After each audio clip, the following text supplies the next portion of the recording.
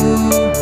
ఆ ప్రేమయే ఋతును విడుదల చేసెను. ప్రార్థించగా పురీమును పరిచయం చేసెను. గాలిలో నిలబడవలసిన నేను నా స్థానంలో నిలబడి ప్రాణము మించి నన్ను ప్రేమించి ప్రాణము నట్టుగా నిలబెట్టే